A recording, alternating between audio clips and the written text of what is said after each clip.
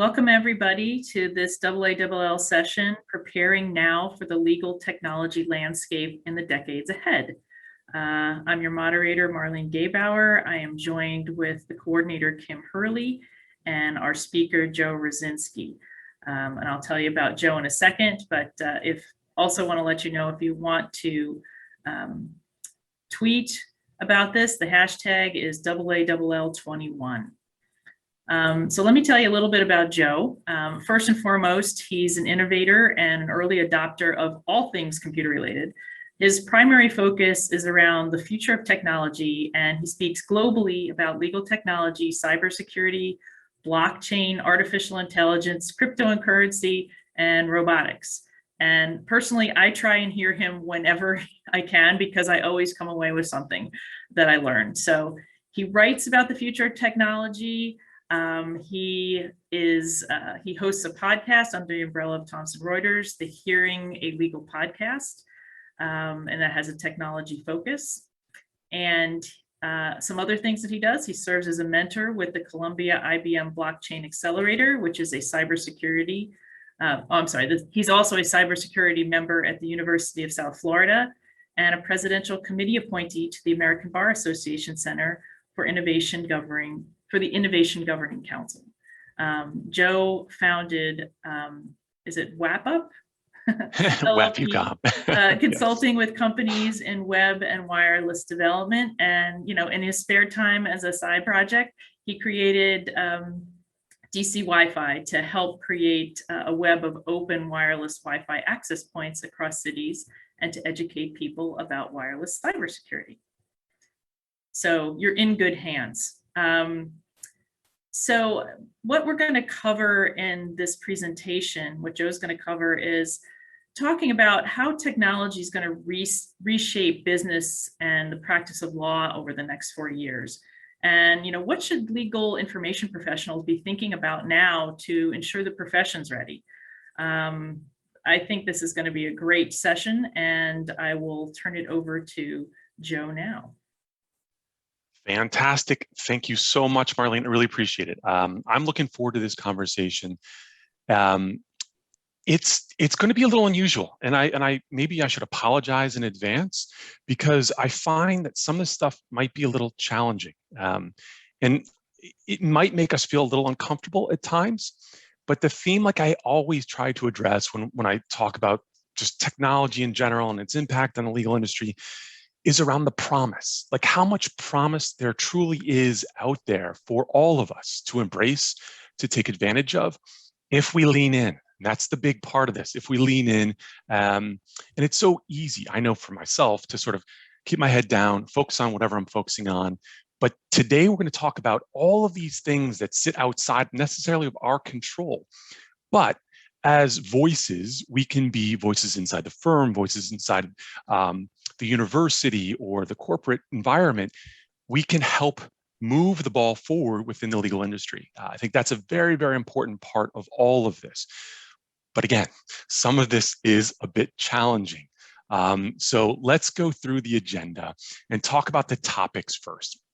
As I always do, I love to talk about the future of technology first, to level set about the things that are about to happen that will impact universities, that will impact your clients at the firms, your corporations. Everyone will be touched by these types of technologies one way or another in the not too distant future.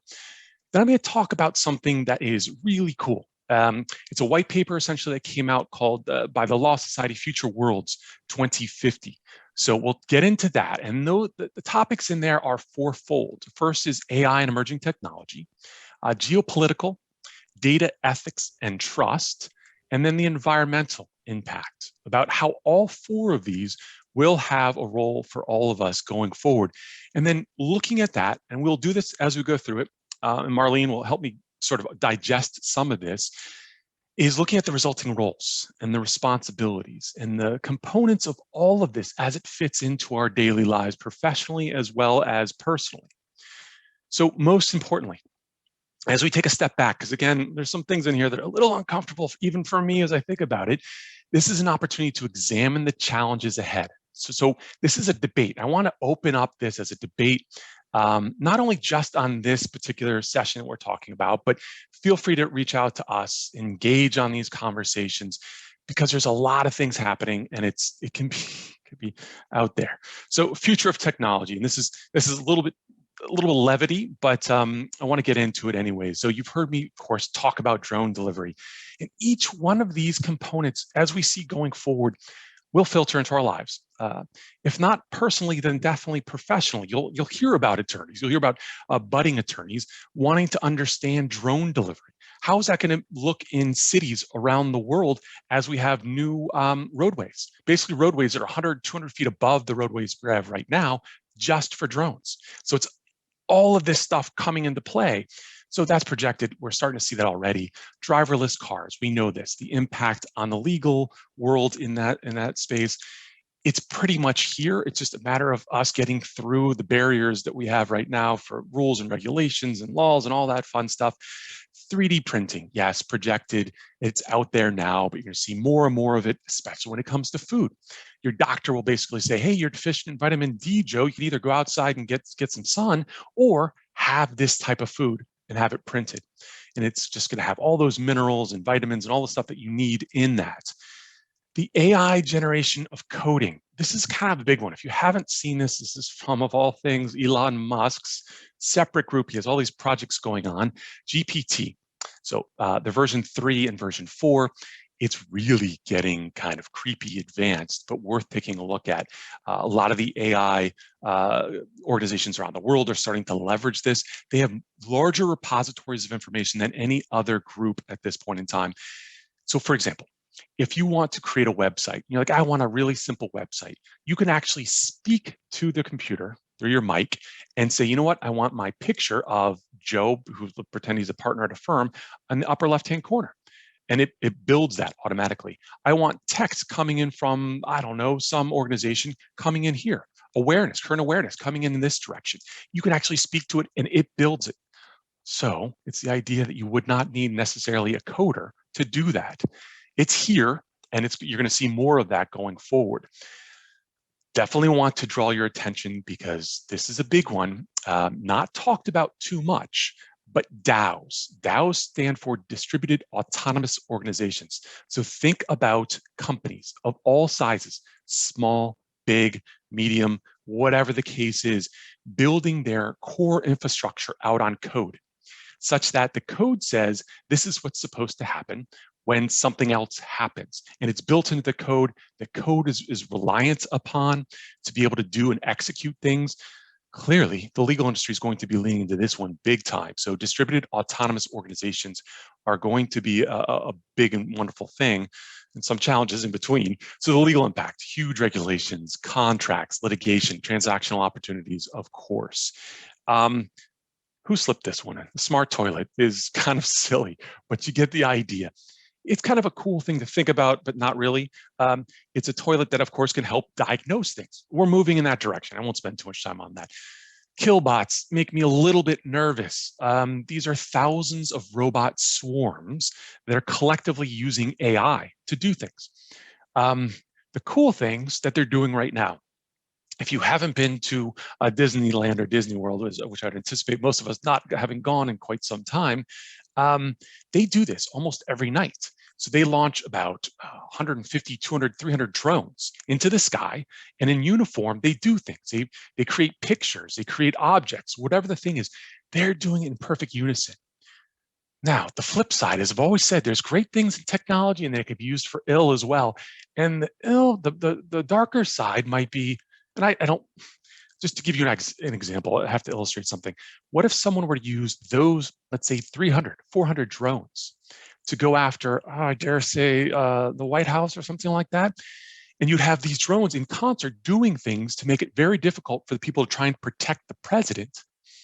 These are the things that we'll start to see, sadly, positive and negative over the course of the next few years. So things to be aware of. Rules, regulations, again, all of this stuff, people, I think it's important to be aware of. Smart dust, you may have heard me talk about this before. On the left-hand side, you see what are little chips. Those are GPS chips, and it's smart dust. So you can smear it on a car to track that, or whatever the case is. Put on your shirt, your kids' shirt, track them around town. Just make sure that they're doing all the right things, right? That's cool stuff, but think about the implications that are coming. So privacy, HIPAA concerns, obviously with the first one, litigation interest and transactional opportunities, of course, right? The second to last slide on this stuff. When we're getting further out, we're talking about 2023 to 2032, shape-shifting matter. Very cool stuff. This is going to help people all over the place. If you're thinking about, I don't know, objects you're creating or preventing earthquakes from damaging buildings, things that will help people, hopefully. Public mood monitoring. Yeah, not one that we would probably like. This is a great thing that's coming. China's doing some of this, and they're identifying who's walking across the street when it says "do not walk," and then pinging them and their social credit score right now in certain parts of the country. There are now companies that are using this for their initial interviews, such that you're in front of the video, you got your tie on as a guy. Well, I should have my tie on for the interview. And they're asking me a question. I've read it and I'm saying something and it sees my eyebrow go up like this or a twitch in my face, and it's able to read if I'm lying about what I just said and predict that. That is kind of frightening. But again, these are things that I think we all have to be sort of aware of. Think how their attorneys are going to be focused on this. Think about how your libraries need to be prepared to educate people in this space. Quantum safe cryptography, that's just one of those things that's out there. So quantum computers are very, very fast computers, and they're coming, they're being worked on every day. Implantables. We've had implantables for years, right? So pacemakers, things like that. But we're talking about implantables in the next bunch of years that will, let's say you have a newborn or a kid that's 5 years or younger, they will probably have an implantable in their head that will connect their brain to the internet in the next, let's say, 20 years, without a doubt. I mean, you're already seeing that happen with chimpanzees. So there's projects out there that are doing this right now. So what are we going to see in that?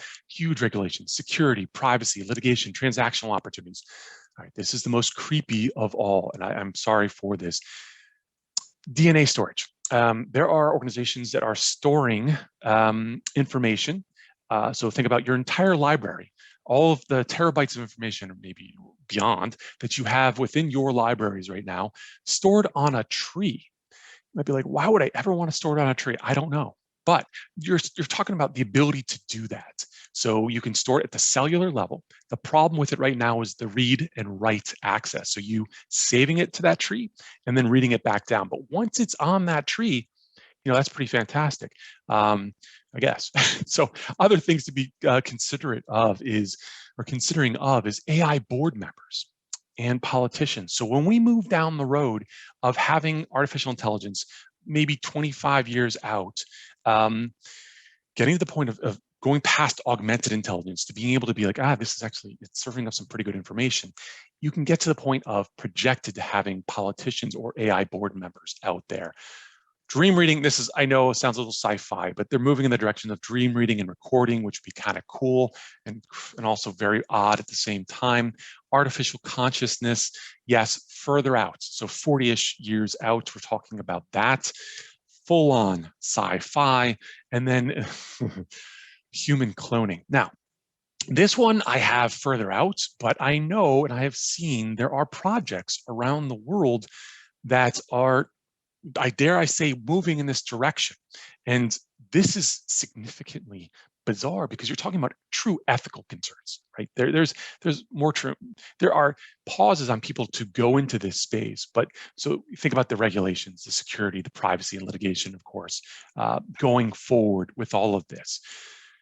So that as a background, with all the things that are about to take place, what I want to do is visit this Law Society Future Worlds 2050 paper and talk through the 4 buckets that we were sort of mentioning in before and set forth what is important here. So the 4 goals that they put in place were exploring the changes in the legal profession over the next 30 years, which I know is almost difficult to, at least for my head, to wrap around. Like, okay, what's going to happen in the next 2 years, much less 10 or 30 years?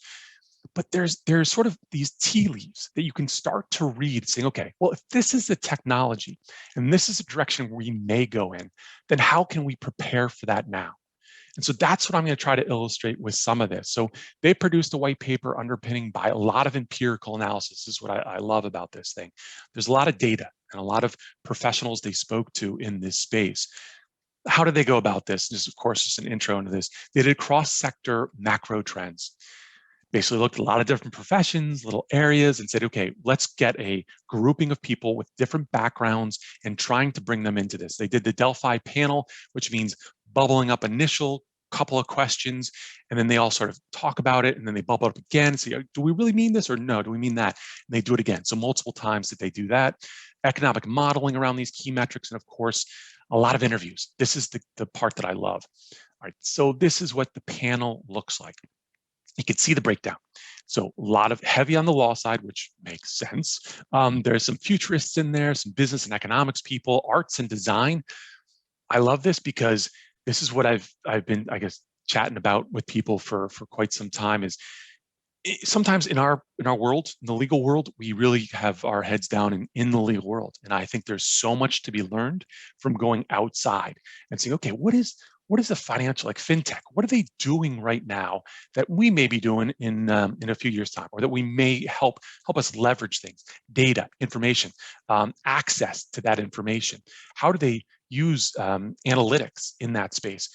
They tend to be ahead of the game, but not always. I mean, the legal space is moving much faster and in a much better spot, but I love that they moved into all different spaces here. So here are the themes. The first, as you could see, is AI and emerging tech. And I have a quote in here that was pulled from the white paper. And this is supposed to provide a lot of opportunity, make us feel rosy about some of the things I'm going to say, where it is 85% of job concepts in 2030 do not even exist yet.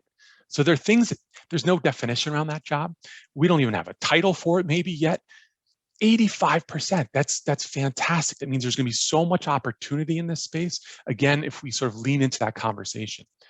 The other part that we're going to talk about is geopolitical dynamics. So how are things going to look for the United States, for Europe, for Asia, as we start to see things move forward? And we're going to talk a little bit about China. We're focusing on China for a bit because it stands as an example that, and I'm not going to get political here. I'm not. That's not my intent at all. But I'm sort of a centrist when looking at this.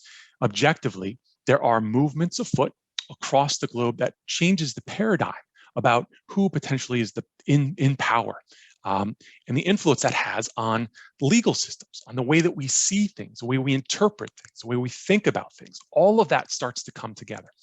And then, of course, what we couldn't go without talking about data and ethics and trust and that important concept for all of this. And then I know we hear about a lot. The environmental impact, you could say, oh, the environment, blah, blah, blah. Yes, it's important, and some people are very, very much concentrated on this, but it is something that's going to creep into everything that we do and how we think about things. So it was important to bring this into the conversation when thinking about all of it. So the way that I was trying to encapsulate this concept is the blue pill or the red pill, which we all probably remember, is from the movie The Matrix. So what I'm going to ask you to do as we go through this is to imagine two worlds. These are two worlds that could happen. Very well could be one world, could be the other world, or could be sort of an amalgam of both, a hybrid of both. And I want for you all to sort of just think about and throw your tomatoes at me, your virtual tomatoes at me, about where does the law and legal services, where do we fit in? Where do you fit in helping your libraries and helping the research, helping people be educated, finding the right resources, all of this. Think about how these two worlds could collide and what might be coming from it. So that's the ask as we go into this. So we're calling these things, and this comes from the white paper, Future World A and Future World B. So the first topic, as we go through Future World A and B, is such that I want you to imagine Future World A first, and then we'll talk about Future World B in just a second. Then maybe we'll pause and see if there's any questions. So Future World A, and this is the one that you swallow and you're like, all right, this is cool.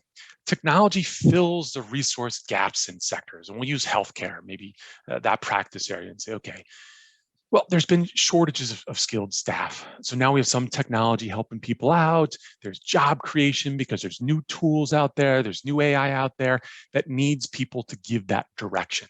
So it needs a librarian to sit there and say, you know what, this makes the most sense for this particular practice group, or maybe I need to tweak this algorithm internal with our internal data and our external data to serve up the right information to that group at the right time. So that's this amazing world. Sufficient regulation is now in place, which is wonderful. More personalized healthcare experience for everyone, so everyone gets access to healthcare. Technology facilitates effective mitigation and adaptation, and all this wonderful stuff. So that's this future world A that we're talking about. Now, the flip side of this is where we get a little more challenge, little testing our level of how comfortable we are. So application of technologies, including AI and automation, radically reduce the demand for a human workforce. Highly compensated and creative professionals are no longer immune. The IP landscape means innovative solutions are left undeveloped, rendering super wicked issues unsolvable. Insufficient regulation in the tech space, and we've seen this. There's a lot of these types of tugs and pulls on this. Dangers of technologies like AI, because it's not regulated, because it's taking off in different parts of the world where there are allowances or greater allowances for people to do things like, let's look into human cloning. And because that country's allowed it, and all the doctors around the world who want to go down that road can do so, they go to that country, and that's where they're able to do this. So this is a different world, but this is also a world that we could see. So how do we prepare ourselves? How do we think about this? How do we prepare our students in the academic world? How do we prepare our law firms, our government agencies, the corporations that you're a part of, the legal staff, the attorneys, the lawyers in the UK? So I'm going to take a deep breath for a second. Marlene, any thoughts on this one? I do have a thought on this, and I caught your reference about encapsulating. That was well done. Thank you. The pill slide was really interesting. Are we going to take the red pill? Are we going to take the blue pill? And you touched upon this just now. How do we as information professionals, or as the law, how can we help influence what happens? How can we influence moving towards a future world A? Because tech advancement often takes a life of its own, with no real regard to impact. And you've mentioned like different countries have different governments and allow certain things and don't allow certain things. And sometimes coolness takes over efficiency, financial considerations. How can we pause and figure out the best way to use and apply technology? Yeah, no, that's a great question. So I guess reflecting a little bit, I think one of the things that maybe we need to do as a collective society, including, everyone, myself included, is put on a different hat every once in a while, saying, okay, where are we going? Like as a society, where are we going? Not to get too political into it, but think about where things are going and reflect and say, okay, what sort of access to data do I need to provide? What networks do I need to be a part of to help dive into this a little bit more, to pull back as much information, to curate as much information as possible, to surface up what seems to be the most meaningful, tangible, and helpful data to people that are helping make those decisions. I think we have to be a little bit like lobbyists in some respect, to at least bring some of this information to people to help craft, not necessarily we have to provide a message, but to gather as much information as we possibly can to offer that up is a key component of this, which is a little bit different than maybe we've looked at it in the past, because things could go in a different direction. And if people don't have access to the right information, that is a bit of an issue. No question. So no, thank you for that.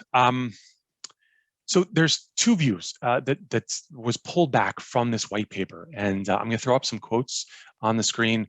Maybe that's not the best expression. I'm going to place some information on the screen for you so that you can see this clearly identified. These are experts in a lot of different areas. And so what we're looking at is, are lawyers protected from huge technology advancements, even at the high end of the sector? So the first quote is something that I've always been a little bit hesitant, although I bring it up, depending on the audience, to bring up at various conversations with attorneys or partners, large firms, even in the academic world. When talking to, I just spoke with somebody who's going to law school yesterday, and crafting this message in a certain way is tough to do. But this person eloquently says most of the work that lawyers themselves do is advanced pattern recognition and the deployment of templates. So if we think about that, then we can go down in the direction of, but fundamentally what this does is you can replicate machines, potentially can replicate that. So if people are not thinking about what they're doing and what their practice area looks like and what they're producing, about how it's satisfying the client's need, let's say, there are companies out there that are working in this space. There are organizations that are building things like this. So we have to move beyond that and say, okay, what's replicatable? And then what can I apply my brain to come up with new ways of doing things or thinking about things and applying that logic to it. And I love what Laura King says here from Clifford Chance. So she's looking at it from a slightly different perspective. And she's saying, the way that I see it right now is that most of the work that you do at the high-end legal profession does not have a yes/no answer. So there are components of the yes and no, but there are lots of areas that are a lot more gray, right? So two different sides. One person saying there's some gray, but you can potentially have machines do a lot of that. And another person saying, nah, I think right now we still need that. So we're going to see where this goes. No one knows anything about this until we get to the point of it actually occurring or happening. So this is the part where I'm going to say, hold on to your hat. Maybe I should say bonnet, because this is UK based in some respects. So historically, and looking at the forecasts, what we've seen, this is pretty much in the United States too, the numbers of people that the legal industry has been hiring has been sort of stagnant for the last number of years. Took a little bit of a hit maybe last year, of course, but it's been kind of stagnant. So it was kind of leading up and it was stagnant. Of course, back in 2009, we had some downfalls, some flows there. But the conservative, this is from the paper, the conservative scenario, and I know it's sometimes a little bold, is that things are moving maybe a little bit down because of some of the automation, because of some of the changes that we're going to see in the industry. Now, this is the part that I'm like, let's think about this. It can be kind of, again, difficult. Maybe it's stimulating for some, maybe it's inspiring for others, because they're looking at it like, oh, how can I get a part of the technology revolution that will help in certain aspects of this? So this is the disruptive scenario. So a scenario coming off of KPMG's surveys, coming off of these 45 individuals who are like the brain trust around this. So futurists, people in the legal industry that are really peering into the future and saying, okay, what might we see? And that is maybe more of a dramatic shift, where right now we stand at, let's say, 525,000 people in the UK in this space, and that dropping off to below 300,000 by 2050. So significant changes in that space. Now, why? What are the comments that came back from this? So AI and other technologies, of course, will radically reduce the numbers of lawyers and other staff, potentially in this disruptive scenario. This will definitely have some commoditization in this space. Definitely will impact the high street firms. And the reason why I like to focus in on the UK, and back in the day when I used to love to travel, I would go there as frequently as I possibly could and sit down with firms and government agencies and corporations and say, what's going on? What's happening? As compared to, of course, what I've seen in the United States. And they always tended to be pushed a little bit harder. And they were pushed a little bit harder. And I think everyone knows this because of the big four, because the corporations are kind of competing directly with some of those firms. So it's made them think about things a little bit more in a different light. And we're seeing that now in the United States as well. So I've highlighted a little bit bigger in text at the bottom here. Only the high value, complex, or newest areas of law will need human input. The reason why I highlighted this is because this is the part that I will beat the drum with all day long, and sorry for it, is those people, those individuals that really lean into the conversation about how technology, how that data comes in and how you're interacting with it and how you're dealing with the AI algorithms, those pieces are what's going to make those individuals even more valuable in this disruptive scenario. I mean, those are the types of things that I love to talk about and I think are really important to be aware of as we start to talk about this. So the role of research analysts and librarians in this space as we start to think about some more quotes. So how do we think about the opportunity? So regulatory systems will need to be much more nimble. So you're already starting to see it. You're seeing some of the government agencies adopting newer tools that are hopefully a little more advanced than they have been, especially in the United States. I got a question from someone in Singapore the other day, and they're like, we're doing our courts over here are doing this, this, and this. And I'm like, that is fantastic. So completely automated, a lot of almost decentralized dispute resolution that are the first tier. Before you even go to the courts, you're going through that, and it's all decentralized and allows for people to get access to it very quick, very easy. It's all online. So we're starting to see some of that creep into the US. Depending on which jurisdiction you're in, they're a little bit more leaning towards this, but some not. So we have a lot to do in that space. So those are other areas, of course, that we'll see more advancement and changes. Another quote is, this person thinks that there's a piece that this is actually going to have an intersection with technology and the law and all of it's coming together. Yes, it is. There's no question. So Laura, of course, thinks this way, and I totally agree with her. Smart cookie. I love the way she thinks about that, about many things. She's brilliant. So, okay. The librarian impact. So what I want to do is reflect on the research analyst, the librarian impact, and the way that I would personally look at this through my tiny little lens, but you are far more all-knowing in this space, but this is what I'll tee up as possibilities. So leveraging those tools, embracing those tools, tapping into them. If you hear about this no code, low code, try to traverse into the low code piece of it, the part that will help take it to the next level. Coupling workflows. So the next thing is all going to be about workflows. So you have immense amounts of data that I know is difficult to sift through. And we may talk a little bit later in terms of all of this stuff coming at once and how do you handle it? How do you standardize all of this stuff? That is a huge component. And I think you all are best positioned for this in partnership, maybe with your technologist, but maybe leaning in the direction of becoming part of that technologist group. And then education, promoting these ideas and talking about some of this stuff. So fundamentally, we're talking about curation, right? So the data centricity of this, the collaboration and what you're working on, the service delivery, the workflow automation that I know all of you are involved with or are educating people on right now. I'm not going to go through each and every component of this, but hopefully that gives you an idea of this sort of thing. Now, that was just the first one. That was the most elongated one, so I apologize for that.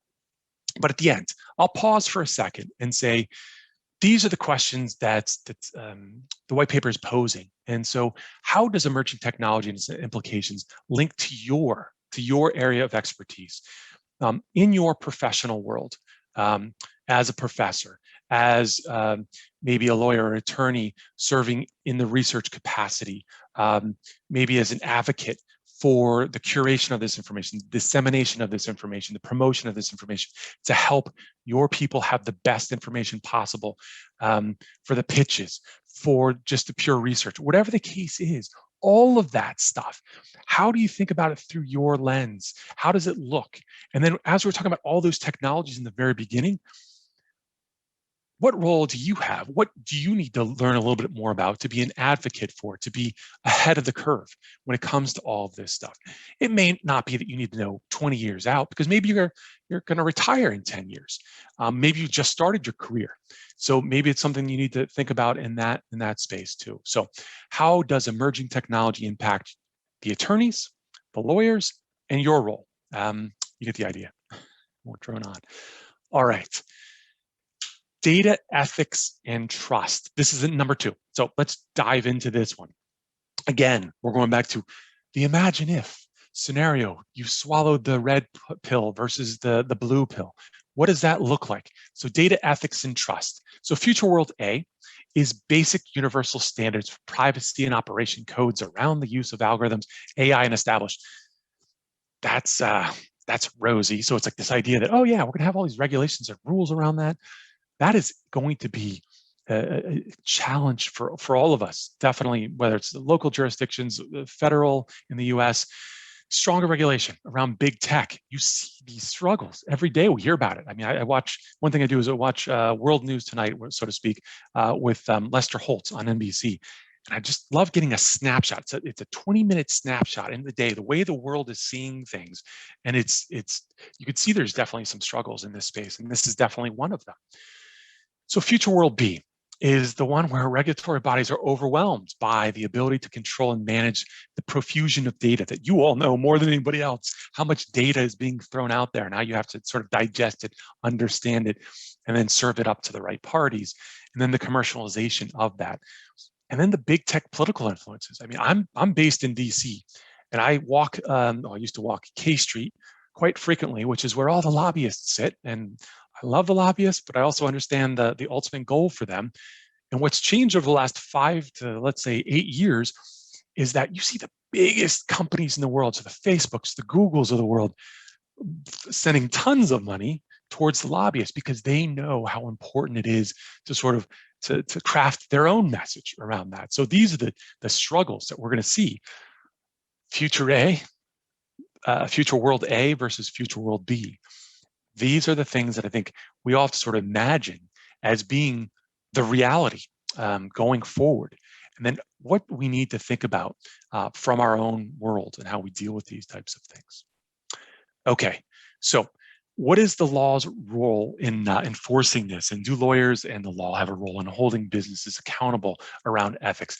This might be fairly straightforward. I think these are, again, viewpoints of the people that were interviewed. So Professor Stephen Mason looked at this one and said, he was like, I'm not so sure that lawyers have a great role in this ethics component. And, you know, it sort of follows suit to that sort of components of this. But the other way of looking at it might be that you still need to get experts, the legal say, to say, how will this fit into the ethical components of this? How do we need to think about this? And you need legal bodies which will help try to get this human touch in order to stay relevant. And if we have computers making too many decisions, then you lose out on that human touch aspect of it, which creates potentially some bias, of course, in that space. I was actually going to ask about that. Yeah, please. You know, what role do lawyers and information professionals, you know, have in relation to technology providing, you know, disinformation, or, you know, or skirting ethical boundaries? You know, we've seen, you know, the garbage in, garbage out, and we've seen the skewed results, and, you know, we've seen that being used inappropriately. So, you know, do we push for more, like, you know, black box regulation and transparency, or do we just sort of highlight the need for analysis when we're looking at these types of results? Yeah, fantastic question. I mean, there's so many different components to this. So I think the first is the curation of information, right? So I know that you all get just an inordinate amount of information coming away all the time from different sources. And I'm sure you have a beat on this, but there are so many sources, there's so many pieces of information that are being surfaced all over the place. How do you know that it's accurate? How do you know that it's right? How do you know there wasn't political motivations behind that? Those are pieces that are increasingly more difficult, and disintermediate information that people are tossing out there all the time. So that's one thing. So making sure that you're going to trusted sources, doing checks on it. And I know you have to do that. Do checks on that information, digging beyond that surface layer of this has popped out. Then I should just, you know, rebroadcast that. I get people, sadly, all day, not all day long, but a lot of 4 or 5 times a day. I get people that ask me to mention something or talk about something. And, you know, I don't know the data. I don't know what's happening. it takes a lot of time to go back through that and make sure that, oh, this is coming from this source. It means this, and this is the net result. And yes, this seems like it's balanced, or it's from one viewpoint, and therefore I can show another viewpoint. The black box thing, so separate from that, the black box thing is fascinating because, I mean, I was talking about this probably 4 or 5 years ago. When we think about the algorithms, and IBM and Watson came out with some of this stuff earlier on in the legal industry, and it was this concept that, hey, we have these algorithms, it's going through stuff, and there's a black box in the corner that's calling through all this data. It's using the algorithms, and we have basically what amounts to cartridges that you pull off the shelf, you plug it in, and it's doing this. And maybe you can make some tweaks on it, wherever the case is. But fundamentally, people are like, all right, well, yeah, and I don't mean IBM, everyone's doing this, but you got these algorithms out of the cartridge, plug it in your machine, and it's running. What the heck is it doing? Why is it surfacing up this information that, it's great. It went through 1 billion documents and it gave me this dashboard view into X, Y, and Z. Great, but what does that mean? How did it come up with that? So there are new professions, and this is something that I would say would be kind of a cool space maybe for this group, is there are new titles, new professions that try to dig into, why did that black box make that decision? It's sitting in the corner, it's running this algorithm, but why, how did it make that decision based on all that data? And there's people that are gleaning information from that. So that's yet one of those things where it's 85% of these jobs aren't even created. That's a new one. That's probably came out in the last 5 years. And you're seeing more and more of that being raised within law firms in particular, but certainly government agencies too. So, a great question. What else do we have here? So more opportunity really quickly. So how do you codify ethics? That's not going to be too easy, but in time, they will probably come up with a way posed by Brett King. And then trust, like back to what we were just talking about, Marlene. Trust is a major component, and you all are helping find the most important resources to offer up that information to people, which is now becoming even more important than ever before, because people just simply believe what they see. You may see an attorney who's like, I just saw this. Like, it seems like it should be real, but it might need some more digging to really understand that. So the impact, understanding, as I was saying before, the algorithms a little bit more. So there are applications now that will help you see what the algorithm is trying to dig into and surface up. It's not, there are newer software pieces of software that are helping people who are not pure codists to dig into this a little bit further. And we'll see more of that coming forward. Regulations and education and standards. And then, like we were talking about before, really trusted sources of that information, and then vetting that information. None of that stuff is going to be replicated in the immediate future to be able to really sift through that. So the questions, and I'm not going to spend too much time on this, but these are ones to reflect on if you come back to this. The same ideas before, how you will help out in this space, thinking about this as a component of what you're doing. So the environmental, so 3 of 4 is this. So the environmental impact. Normally, again, we do not think about this when it comes to our daily roles. But what I'm asking to do, and I'm not going to call myself an environmentalist. I very much care about the environment, but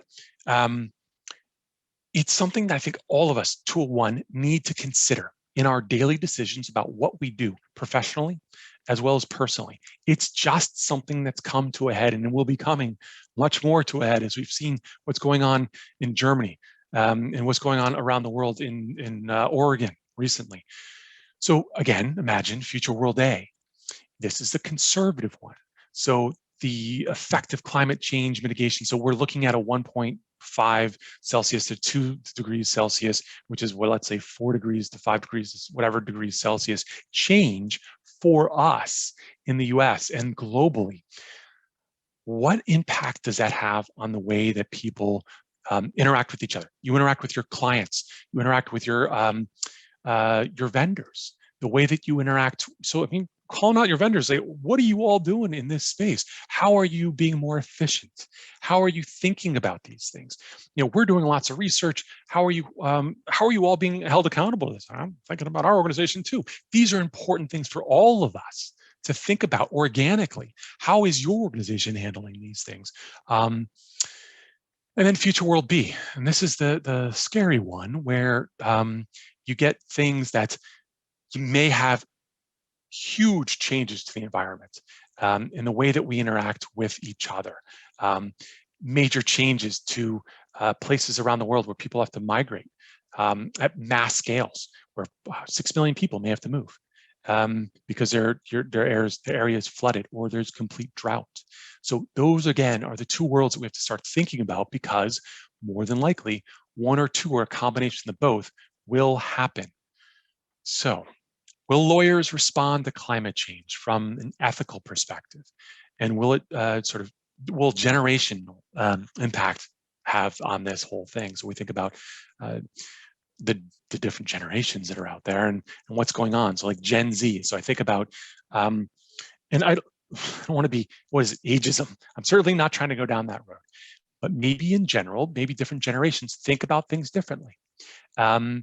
And maybe Gen Z is maybe more progressive in this side, saying, okay, we will and we need to address this climate change because maybe we hadn't seen that before.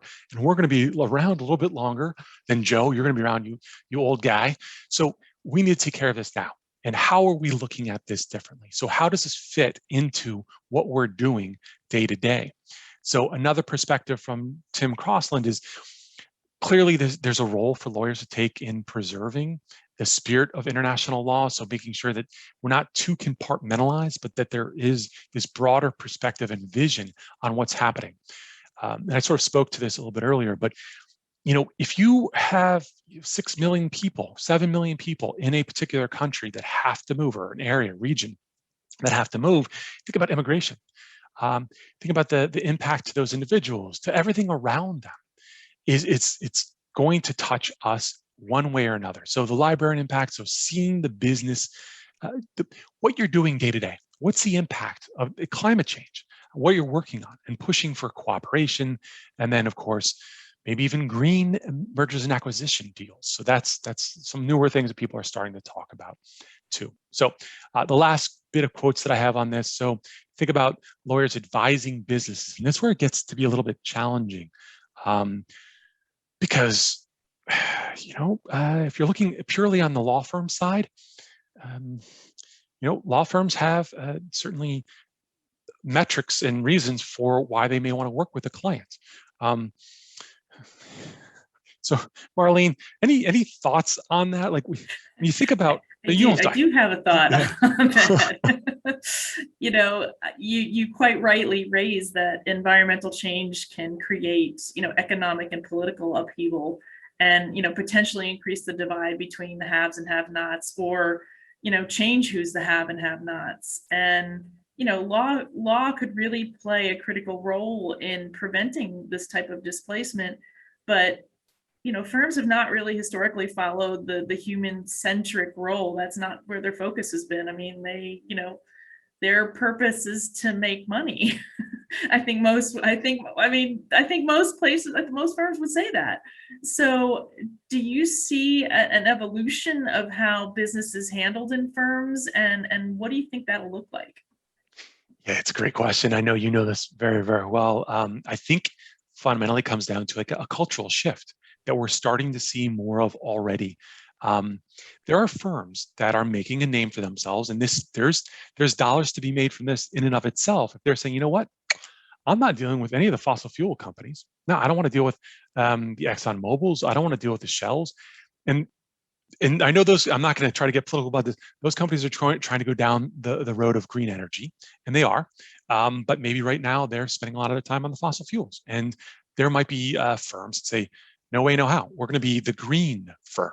And so now you're going to see all these organizations that, well, they're the green firm. I'm going to go towards that. So it's almost like a branding thing. It's still motivated by money, no question. But it might be sort of this cultural shift that you'll see as younger people coming in. So we have a lot of academic people on the line, and they see this right now where they're totally thinking about this from the onset. It's like a natural piece of who they are for the most part.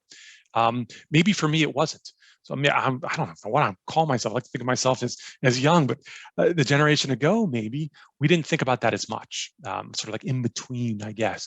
I think about it all the time now, but it's still not ever front of mind. I think people are thinking about that now more so. Another great question. So that's, I guess, my philosophy or thought on that. And so I see some of the impact here being the impact of climate, of course, seeing how we could potentially shift that mindset a little bit, pushing for cooperation.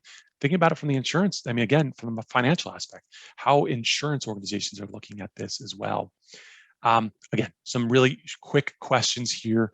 How you see these issues impact yourself, as well as lawyers, attorneys, impacts to the firms, to the academic world, to the corporate world, to the government world, all of that thing. All right, this is the last one, and I know this is a little uncomfortable for me sometimes when I talk about it, because I don't like calling out a particular country, and I'm not trying to do that but this country is sort of emblematic of the bigger picture and the thrust of what we're about to talk about. So we're going to talk about geopolitical dynamics, which definitely will have an impact on all of us. So generational changes as millennials and Gen Z enter the workforce. We're already seeing this, which is fantastic to see. A lot more energy, different ways of thinking, different ways of cooperating, working together. So values in the workforce, just what we talked about, Marlene, that sort of mind shift is there. More remote working. And this was not even because of the pandemic. I mean, I saw this even before this. So people are like, you know what? I can do all the research that I need to from home or from wherever, but then there's going to be times where I need to collaborate. I need to work, with my librarian, my research analyst, where we need to get in a room, whiteboard this thing. I want to see the expressions on their face as I go through this. Like that's, I mean, you could do that in a video, but there's use cases for being in. So this hybrid world is probably where we're going to be for the next little while, if not longer, until the what's it called? The Apple Glass comes out in the next 18 months. Believe it or not, they're going to have their own virtual headset, Apple. And if Apple does it, that means we're all going to get into it. It's total tangent.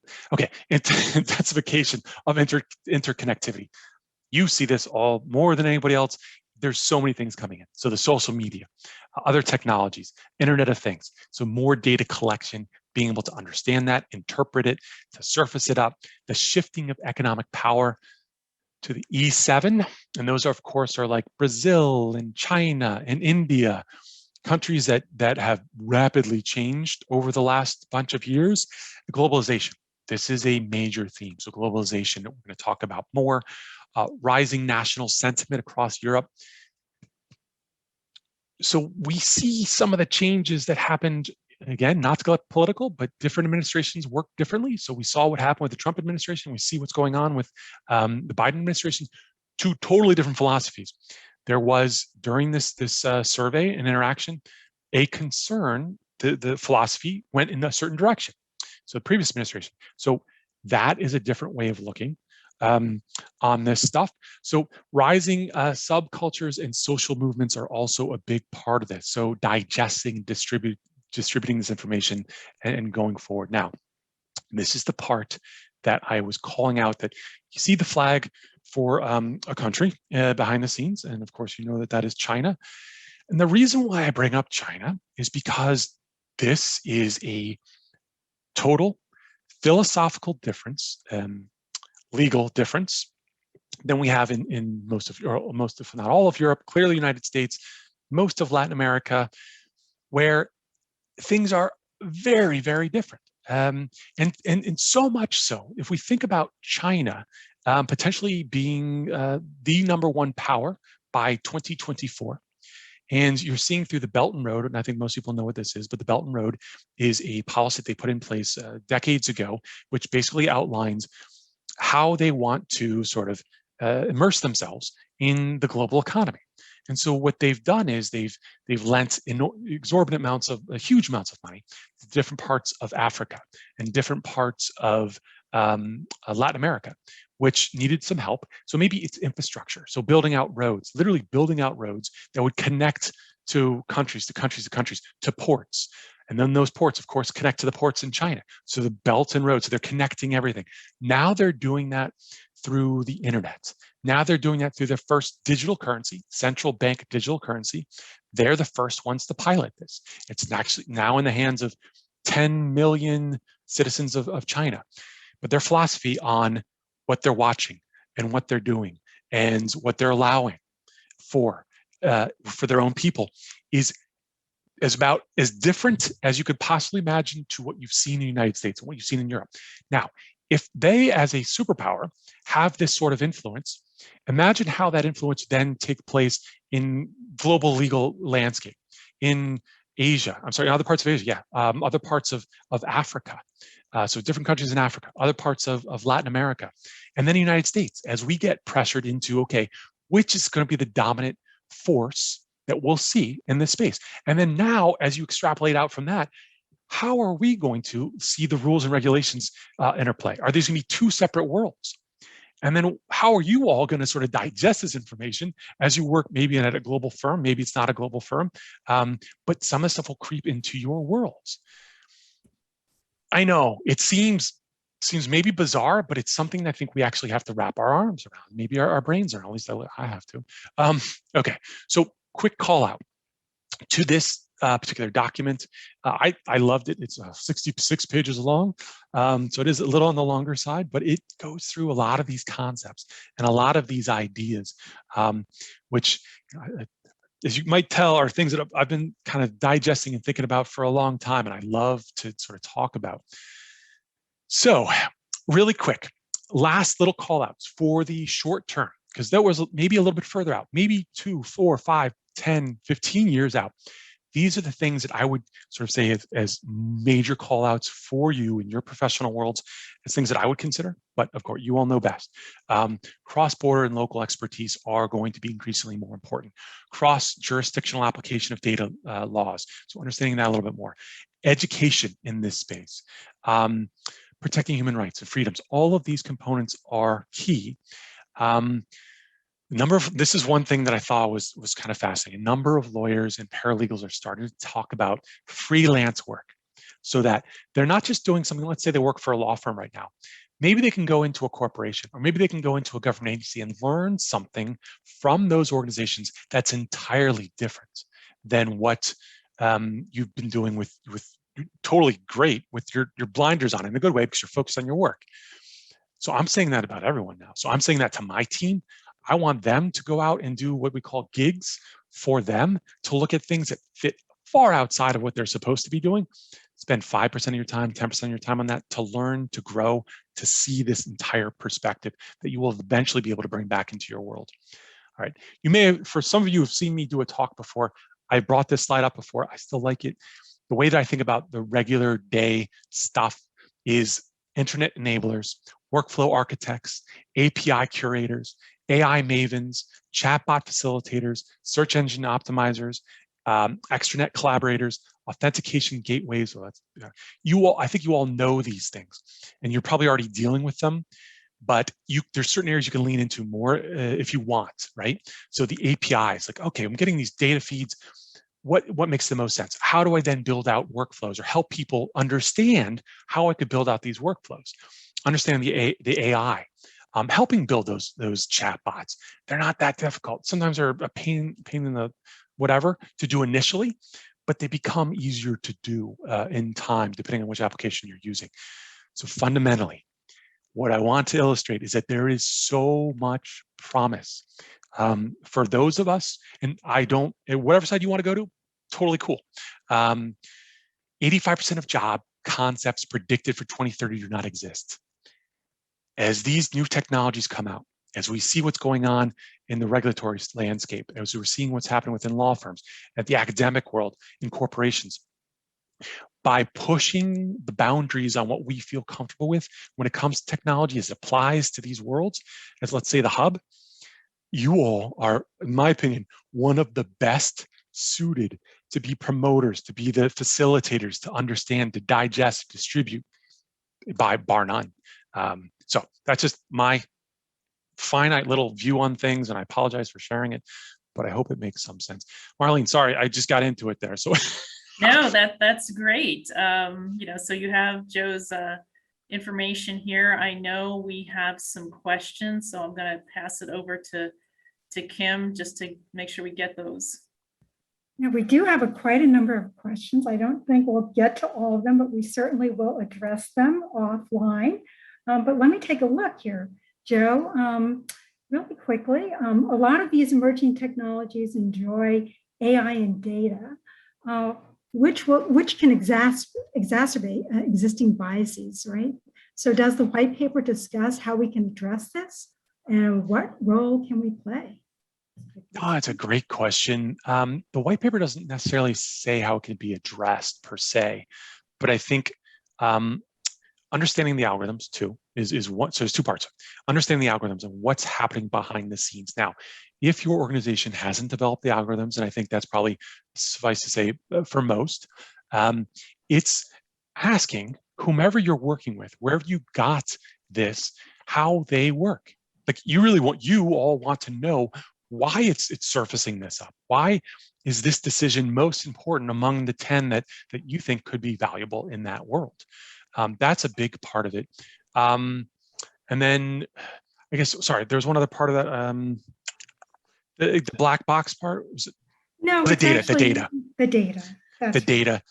So the more, and there's increasingly large repositories of information, so hopefully that covers off on, as the larger amount of data we get, the better, hopefully, because then if there is, let's say, biased data in there, the more that you have, the more of an equalizer it is. It's like a representation of a survey, right? So if you have the population versus a subset of that, you're able to get the sample versus whatever the full population.